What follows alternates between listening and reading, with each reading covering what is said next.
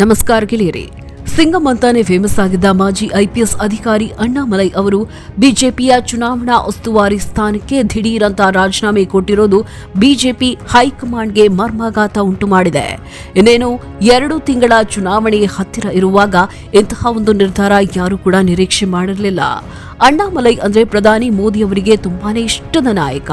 ಆದ್ರೆ ಈಗ ಅದೇ ಅಣ್ಣಾಮಲೈ ಅವರು ಹೈಕಮಾಂಡ್ ಮೇಲೆ ಮುನಿಸಿಕೊಂಡು ಈಗ ಹಂತ ಹಂತವಾಗಿ ಕಂಪ್ಲೀಟ್ ಆಗಿ ಬಿಜೆಪಿಯಿಂದ ಹೊರಬರೋಕೆ ರೆಡಿಯಾಗಿದ್ದಾರಾ ಅನ್ನೋ ಪ್ರಶ್ನೆ ಎಲ್ಲರಲ್ಲೂ ಕಾಡ್ತಾ ಇದೆ.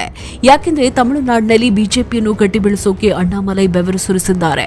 ಆದ್ರೆ ಕೊನೆಗೆ ಅವರಿಗೆ ಸಿಕ್ಕಿದ್ದು ಮಾತ್ರ ಬರೀ 6 ಕ್ಷೇತ್ರಗಳ ಉಸ್ತುವಾರಿ ಅಷ್ಟೇ. ಇದೇ ಈಗ ಅವರ ಅಸಮಾಧಾನಕ್ಕೆ ಮೇನ್ ಕಾರಣ ಅಂತ ಹೇಳಲಾಗ್ತಾ ಇದೆ. ತಮಿಳುನಾಡು ಬಿಜೆಪಿ ರಾಜ್ಯಾಧ್ಯಕ್ಷ ಸ್ಥಾನದಿಂದ ಅಣ್ಣಾಮಲೈ ಅವರನ್ನ ಕೆಳಗಿಳಿಸಿದಾಗಿನಿಂದಲೂ ಎಲ್ಲವೂ ಸರಿಯಿಲ್ಲ ಅನ್ನೋದು ಜಗಜ್ಜಾಹಿರು. ಹೊಸ ಅಧ್ಯಕ್ಷ ನೈನಾರ್ ನಾಗೇಂದ್ರನ್ ಅವರ ಜೊತೆ ಅಣ್ಣಾಮಲೈ ಅವರಿಗೆ ಮೊದಲಿನಿಂದಲೂ ಅಷ್ಟಕ್ಕಷ್ಟೇ. ಈಗ ಎಐಎಡಿಎಂಕೆ ಜೊತೆ ಬಿಜೆಪಿ ಮೈತ್ರಿ ಮಾಡಿಕೊಂಡ ಮೇಲೆ ಅಣ್ಣಾಮಲೈ ಅವರನ್ನು ಪೂರ್ತಿಯಾಗಿ ಸೈಡ್ಲೈನ್ ಮಾಡಲಾಗಿದೆ ಅನ್ನೋ ಚರ್ಚೆ ಜೋರಾಗಿದೆ. ಇಡೀ ರಾಜ್ಯ ಸುತ್ತಿ ಪಕ್ಷವನ್ನ ಸಂಘಟನೆ ಮಾಡಿದ ನಾಯಕನಿಗೆ ಬರೀ 6 ಕ್ಷೇತ್ರಗಳ ಜವಾಬ್ದಾರಿ ಕೊಟ್ರೆ ಯಾರಿಗಾದರೂ ಬೇಸರ ಆಗೋದು ಸಹಜ ಅಲ್ವಾ? ಇದನ್ನೇ ಅಣ್ಣಾಮಲೈ ಅವರು ಹೈಕಮಾಂಡ್ ಮುಂದೆ ಹೇಳಿಕೊಂಡ್ರು. ಯಾರೂ ಅಷ್ಟಾಗಿ ಕೇರ್ ಮಾಡಲಿಲ್ಲ ಅನ್ನೋದು ಈಗಿರೋ ಅಸಲಿ ಸುದ್ದಿ. ಅಮಿತ್ ಶಾ ಅವರ ಕೆಲವು ನಿರ್ಧಾರಗಳು ಅಣ್ಣಾಮಲೈಗೆ ಅರಗಿಸಿಕೊಳ್ಳೋಕೆ ಆಗ್ತಿಲ್ಲ. ಹಾಗಾಗಿ ಈಗ ಅವರು ತಮ್ಮ ತಂದೆಯ ಅನಾರೋಗ್ಯದ ನೆಪ ಕೊಟ್ಟು ಜವಾಬ್ದಾರಿಯಿಂದ ಹಿಂದೆ ಸರಿದಿದ್ದಾರೆ. ಈಗಿನ ಪರಿಸ್ಥಿತಿ ನೋಡಿದ್ರೆ ಅಣ್ಣಾಮಲೈ ಅವರು ಬಿಜೆಪಿಗೆ ಪೂರ್ತಿಯಾಗಿ ಗುಡ್ ಬೈ ಹೇಳುವ ಲಕ್ಷಣಗಳು ಎದ್ದು ಕಾಣ್ತಾ ಇವೆ. ಯಾಕೆಂದ್ರೆ ಅವರು ಈ ಹಿಂದೆ ಕೊಯಮತ್ತೂರು ಲೋಕಸಭಾ ಚುನಾವಣೆಯಲ್ಲಿ ಸೋತಿದ್ರು ಜನರ ಜೊತೆಗಿರೋಕೆ ಒಂದು ಬಾಡಿಗೆ ಮನೆ ಮಾಡಿಕೊಂಡಿರುವುದಾಗಿ ಹೇಳಿದ್ದಾರೆ. ಇದು ಕೇವಲ ಜನರ ಸೇವೆಗ ಅಥವಾ ಹೊಸ ರಾಜಕೀಯ ಪ್ಲಾನ್ ಅನ್ನೋದು ಸಾಧ್ಯದ ಕುತೂಹಲ. ಇದೇ ಹೊತ್ತಿನಲ್ಲಿ ತಮಿಳುನಾಡಿನಲ್ಲಿ ದಳಪತಿ ವಿಜಯ್ ಅವರ ಎಂಟ್ರಿ ಆಗಿದೆ. ವಿಜಯ್ ಅವರ ತಮಿಳಿಗ ವೆಟ್ರಿ ಕಳಗಂ ಅಂದ್ರೆ ಟಿವಿಕೆ ಪಕ್ಷ ಈಗ ಸಿಕ್ಕಾಪಟ್ಟೆ ಹೈಪ್ ಕ್ರಿಯೇಟ್ ಮಾಡಿದೆ. ವಿಶೇಷ ಅಂದ್ರೆ ಟಿವಿಕೆ ರ್ಯಾಲಿಯಲ್ಲಿ ಕಾಲ್ತುಳಿತವಾಗಿ ಸುಮಾರು ಜನ ಪ್ರಾಣವನ್ನ ಕಳ್ಕೊಂಡ್ರು.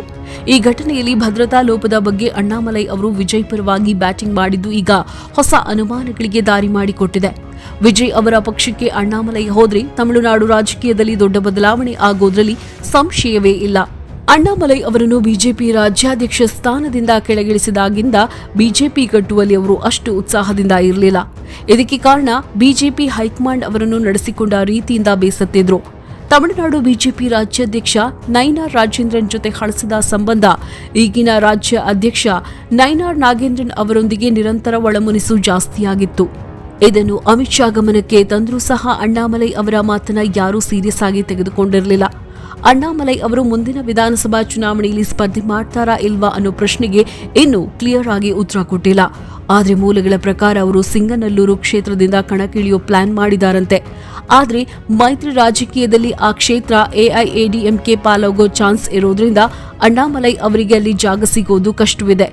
ಇದೆಲ್ಲವನ್ನ ಗಮನಿಸಿದ್ರೆ ಅವರು ಬಿಜೆಪಿಯಲ್ಲಿ ಇರೋದಕ್ಕಿಂತ ಸ್ವತಂತ್ರವಾಗಿ ಅಥವಾ ವಿಜಯ್ ಅವರ ಜೊತೆ ಕೈ ಜೋಡಿಸೋದು ಅವರಿಗೆ ಸೇಫ್ ಅಂತ ಕಾಣಿಸ್ತಾ ಇದೆ. ಯಾಕೆಂದ್ರೆ ಅಣ್ಣಾಮಲೈ ಅವರನ್ನ ನಡೆಸಿಕೊಂಡ ರೀತಿ ಅವರ ಅಭಿಮಾನಿಗಳಿಗೆ ಬೇಸರ ತರಿಸಿದೆ.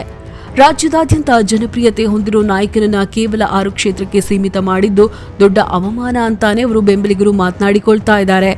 ಇನ್ನು ಕೇವಲ 2 ತಿಂಗಳಲ್ಲಿ ಬರುವ ಚುನಾವಣೆ ಅಂದ್ರೆ 2026ರ ವಿಧಾನಸಭಾ ಚುನಾವಣೆಯಲ್ಲಿ ಸ್ಪರ್ಧಿಸುವ ಬಗ್ಗೆ ಅಂತ ಕೇಳಿದಾಗ ಈ ಬಗ್ಗೆ ಸೂಕ್ತ ಸಮಯದಲ್ಲಿ ನಿರ್ಧಾರ ತೆಗೆದುಕೊಳ್ಳಲಾಗುವುದು ಮತ್ತು ಪಕ್ಷದ ನಿರ್ಧಾರದ ನಂತರ ಅದನ್ನು ಪ್ರಕಟಿಸುವುದಾಗಿ ಅಣ್ಣಾಮಲೈ ಉತ್ತರಿಸಿದ್ರು. ಕೊನೆಯದಾಗಿ ಹೇಳಬೇಕು ಅಂತಂದ್ರೆ ರಾಜಕೀಯ ಅನ್ನೋದು ಹರಿಯೋ ನೀರು ಇದ್ದ ಹಾಗೆ. ಇಲ್ಲಿ ಯಾವಾಗ ಬೇಕಾದ್ರೂ ಏನು ಬೇಕಾದ್ರೂ ಆಗಬಹುದು. ಅಣ್ಣಾಮಲೈಯವರ ಮುಂದಿನ ನಡೆ ತಮಿಳುನಾಡಿನಲ್ಲಿ ಬಿಜೆಪಿಯ ಭವಿಷ್ಯವನ್ನ ನಿರ್ಧಾರ ಮಾಡುತ್ತೆ. ಒಂದು ವೇಳೆ ಅವರು ನಿಜವಾಗಿಯೂ ಬಿಜೆಪಿಯಿಂದ ಹೊರಗೆ ಬಂದ್ರೆ ಅದು ಮೋದಿ ಮತ್ತು ಅಮಿತ್ ಶಾ ಅವರಿಗೆ ದೊಡ್ಡ ಹೊಡೆತವಾಗುವುದಂತೂ ಖಚಿತ. ಅಣ್ಣಾಮಲೈ ಅವರ ಇಮೇಜ್ ಮತ್ತು ದಳಪತಿ ವಿಜಯ್ ಅವರ ಫ್ಯಾನ್ಸ್ ಫಾಲೋವಿಂಗ್ ಒಂದಾದ್ರೆ ತಮಿಳುನಾಡಿನ ದ್ರಾವಿಡ ಪಕ್ಷಗಳಿಗೆ ನಡುಕ ಶುರುವಾಗುವುದು ಗ್ಯಾರಂಟಿ.